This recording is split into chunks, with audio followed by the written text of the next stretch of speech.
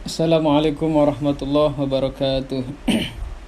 Alhamdulillah, kita kembali melanjutkan pembahasan kita, yakni kitab Mukhtarul Hadis. Sekarang episode keempat, yakni hadis nomor 9. Langsung saja kita mulai pembahasan kitab kita, pengajian kita, diskusi kita pada kesempatan kali ini. Bismillahirrahmanirrahim. Abligu pada nyampaikan sira kabeh hajata ing kebutuhane man, hajata man ing kebutuhane man. La yastati kang kuasa sapa man, kang ora kuasa sapa man iblagu hajatihi ing kebutuhan, iblagu hajatihi ing nyampaikan, iblagu itu nyampaikan, iblagu ing nyampaikan hajatihi hajate wong. Faman maka utawi sapa wong ablago iku nyampaiaken sapa man sultanan ing raja hajataman ing kebutuhane atau hajate si man atau wong seseorang, la yastati kang ora kuasa sapa man iblagoha ing nyampaikan hajat, Sabbatallahu ta'ala maka netepaken sapa Allah ta'ala qadamaihi ing delamakan rorone si wong ala sirat ing atase uwat itu jembatan yaumal kiamati ing dalam dina kiamat. Selanjutnya di dalam kitab Mukhtarul Hadis, Nabi Muhammad sallallahu alaihi wasallam bersabda, Iblagu, sampaikanlah kalian semua atau laporkanlah oleh kalian semua hajataman la yastati'u iblagu hajatihi, yaitu kebutuhan seseorang, hajatnya seseorang kepada siapa? Faman ablagu sultanan, kepada sultan atau raja, atau sekarang mah bisa berupa pemimpin kita, entah itu RW, lurah, RT atau presiden lah. Ya itu harus kita laporkan tuh bila mana seseorang tersebut kita lihat ini orang gak mampu, orang miskin, tapi kita juga mau membantu keadaan kita juga, misalnya cukup untuk keluarga kita doang, tapi ada yang lebih parah daripada keluarga kita, yang lebih gak mampu daripada kita. Maka dari itu kata Nabi Muhammad SAW, sampaikanlah hajat seseorang, kebutuhan seseorang kepada siapa? Kepada pemimpin. Terus kata Nabi apa? Barang siapa yang menyampaikan hajat atau kebutuhan seseorang tersebut, maka besok di hari kiamat Allah akan menetapkan kedua kakinya untuk tetap berada di sirat, untuk tetap tuh kakinya tidak terjatuh ke dalam api neraka. Jadi kakinya itu insya Allah napak banget buat jalan di jembatan sirat juga lancar insya Allah. Tuh, makanya ya kalau kita melihat seseorang atau tetangga kita lah yang keadaannya ekonominya sulit, ya bisa dibilang orang miskin gak mampu, tapi kita mau ngebantunya juga, ya keadaan kita cukup buat kita doang, tuh. Uang kita cukup buat keluarga kita doang. Maka dari itu kata Nabi, sampaikanlah hajat seseorang tersebut kepada siapa? Kepada seorang pemimpin. Yang selanjutnya nomor 10, hadis nomor 10. Abna Adama, ini ngebuang ya huruf nida. Harusnya mah ya abna Adam, ya-nya dibuang. Abna Adama, hai anak Adam, ati taat sira Rabbaka ing pangeran sira, tu sama maka den arani sapa sira akilan ing wong kang berakal atau cerdas, orang yang cerdas, orang yang berakal. Wala ta'sihi lan aja durhaka, dan aja durhaka sira hinya kerob, rujuknya kerob. Fatu sama maka den arani sopo sira jahilan ing wong bodoh, ing wong kang bodoh. Boloon. Orang yang bodoh tuh. Jadi kata Nabi di dalam kitab Mukhtarul Hadis yang nomor 10 ini, Nabi Muhammad SAW bersabda, ya abna, Ya abna Adam atau abna Adam, ngebuang huruf nida. Abna Adam, ati rabbaka tusamma. Taatlah kalian semua, hei anak Adam. Kita semua nih berarti ini anak Adam. Kepada siapa? Tuh, kepada Allah rabbaka, yaitu pangeran kita, Tuhan kita yaitu Allah. Tusamma akilan. Maka kalau kita udah taat kepada Allah, baru seseorang tersebut dinamakan orang yang berakal, orang yang cerdas. Tapi sebaliknya, wala ta'sihi fatusamma jahilan. Janganlah kalian durhaka kepada Rabbmu, kepada Tuhanmu yaitu Allah. Kalau kalian durhaka kepada Allah, fatusamma jahilan, maka orang tersebut dinamakan orang yang bodoh, orang yang jahil. Na'udzubillah min dzalik.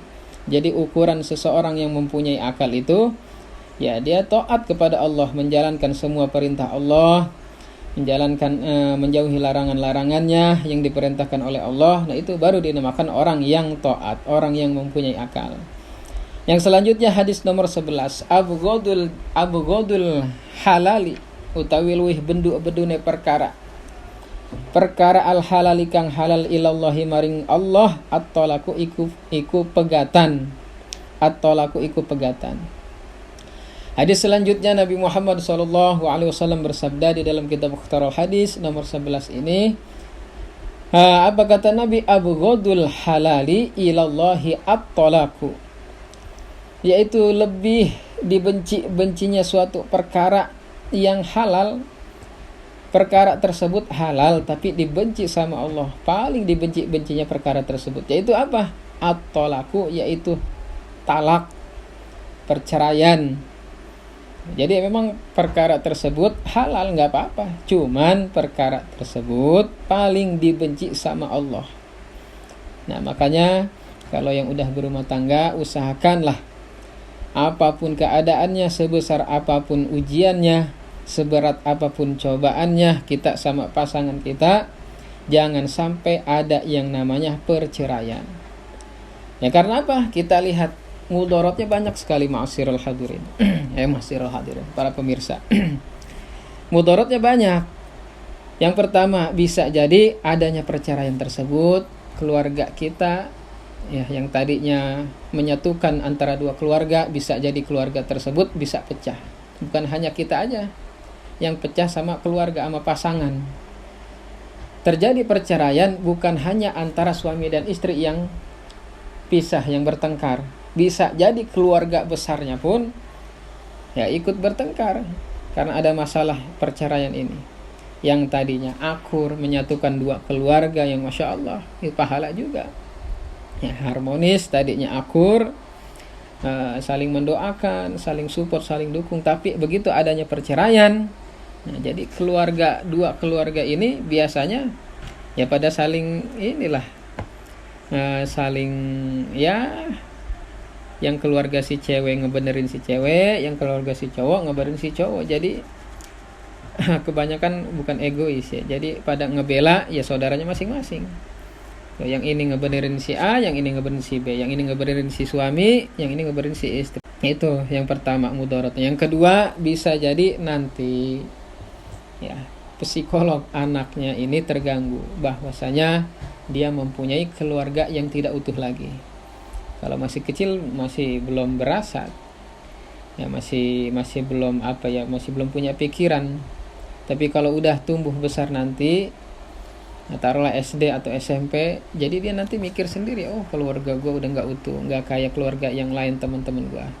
Apa timbulnya? Ya kesedihan, gelisah, galau. Ya karena apa? Ya itu ngeliat teman-temannya keluarganya utuh, tapi dia mah keluarganya udah pisah. Nah itu yang kedua mudaratnya. Yang ketiga yaitu mudaratnya, selain ribet ngurusin perceraian itu, belum juga nanti ngurusin apa? Hak waris. Hak warisnya kudu dibagi-bagi. Yang tadinya punya rumah bareng-bareng, hasil bareng-bareng, nah kudu dibagi-bagi. Nanti istri pengennya bagiannya segini, suami pengennya bagian segitu, ya udah acak-acakan, dah ribet, urusannya ribet. Itu ya mudaratnya yang ketiga. Jadi banyak sekali mudaratnya. Nah tapi memang perceraian ini boleh dilakukan perkara tersebut, perceraian tersebut, tapi paling dibenci sama Allah. Makanya suatu hubungan, suatu rumah tangga tersebut, memang kita ini selalu didampingi, selalu ada yang mengawasi, yaitu siapa? Setan atau jin yang bernama Dasim. Nah, si Dasim ini ditugaskan, atau memang sudah tugasnya lah, untuk apa? Untuk supaya suami istri tersebut bisa cerai, bisa pisah. Tuh, dahsyatnya setan Dasim ini itu tuh. Jadi setan Dasim ini, jin Dasim ini paling disegani lah, paling diunggulkan lah di kalangan jin. Karena apa? Yaitu banyak menghasut keluarga-keluarga, yang mana keluarga tersebut banyak yang cerai karena si Dasim tersebut. Yang tadinya harmonis keluarga kita, yang tadinya ya harmonis lah, saling bercanda, ya saling perhatian, tapi begitu ada masalah sedikit aja, nah Dasim masuk di situ, terus menghasut kita supaya kita benci sama pasangan kita, supaya kita suudzon sama pasangan kita. Nah, terus setan Dasim itu nggak henti-hentinya menghasut kita, membuat suatu keluarga atau hubungan itu retak, pecah. Akhirnya menimbulkanlah yaitu yang namanya perceraian. Kalau udah cerai, berhasil berarti Dasim itu. Tuh, makanya Dasim itu selalu berada di sekeliling kita. Makanya, nah, kalau kita masuk rumah, tuh usahakan baca salam. Ya, kita masuk ke dalam rumah itu si Dasim udah nungguin tuh. Kalau ada bangku mah lagi duduk di bangku, nungguin. Nah, nungguin apa ya? Nungguin kita supaya terus menghasut kita supaya itu tadi, supaya bertengkar sama pasangan. Begitu masuk kamar, udah di kasur tuh si Dasim tuh. Tuh, makanya di kamar juga, masuk kamar sama tuh, harus salam dulu, harus doa dulu. Apalagi mau berhubungan badan tuh, biar supaya enggak setan itu ikut campur dalam hubungan badan kita, ya doa, baca doa. Ada doanya. Allahumma jadi minasyaiton wa jadi minasyaiton ma razaqtana. Ya, paham kali lah, apal kali. Nah, itu ya. Jadi bagaimana caranya kita biar terhindar dari Dasim tersebut? Memperbanyak baca Al-Quran di rumahnya. Dan juga sering-sering minta ampunan kepada Allah. Kalau masih ribut aja kita, bertengkar aja sama istri, ya salat taubat. Ya itu, jadi si Dasim itu paling suka, paling demen kepada suatu rumah yang mana rumah tersebut nggak pernah dibacain Al-Quran atau jarang dibacain Al-Quran. Itu paling demen tuh si Dasim tuh. Kalau kita sering baca Al-Quran, sering menyebut nama Allah, sering bersalawat kepada Nabi Muhammad sallallahu alaihi wasallam, terus juga dibarengi dengan ibadah kita seperti sholat dan lain sebagainya, insya Allah terhindar dari yang namanya si Dasim tuh, si jin Dasim tersebut. Tuh, maka dari itu si Dasim ya itu tadi paling diunggulkan tuh sama setan-setan yang lainnya. Tuh, makanya kita juga hati-hati. Ya, kita sebagai kepala rumah tangga, suami khususnya, kalau hanya sekedar memberi nafkah lahir saja mudah, gampang. Ya, nyari duit ke sono kemari, kerja siang dan malam, tercukupi, terpenuhi kebutuhan istri dan juga anak. Tapi kita memberikan yang namanya berupa ilmu, itu kebutuhan batinnya, itu rohaninya. Nah, itu perlu juga tuh kita perhatikan. Tuh, nggak berat emang jadi seorang suami, selain harus menafkahi anak dan istri, nafkahi lahirnya, tapi juga nafkahi batinnya. Tuh, bagaimana caranya biar supaya anak dan istri ini mau sholat, mau ibadah, itu yang berat mah. Karena seorang imam tugasnya itu membimbing anak-anaknya dan istrinya ke jalan yang baik, yang benar. Tuh, maka dari itu nggak cukup kita punya jabatan, punya titel, punya gaji, punya penghasilan, nikahin anak orang. Itu mapan memang nafkah lahirnya tercukupi, terpenuhi, tapi apakah nafkah batinnya kita punya bekal untuk mendidik anak dan istri kita? Tuh, perlu ditanyakan juga. Nah, tugas yang selanjutnya kalau kita punya anak yaitu kepada istri. Tuh, madrasatul ula. Istri adalah pendidikan pertama bagi anak-anak kita. Tapi ingat, ada lanjutannya. Suami sebagai kepala sekolahnya. Istri sebagai gurunya, guru pertama dari anak kita, tapi suami adalah kepala sekolahnya. Tuh, maka yang lebih berat siapa? Kepala sekolahnya. Maka dari itu sama-sama kita belajar.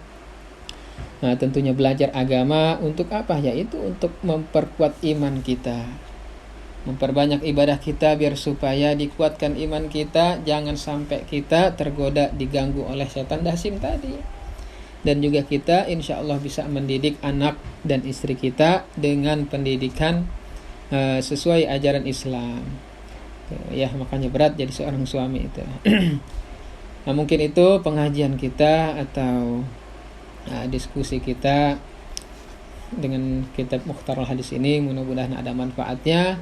Apabila ada kesalahan dalam berucap, apabila ada satu penjelasan yang kurang paham, ya mohon diampura, mohon dimaaf, karena saya juga masih belajar.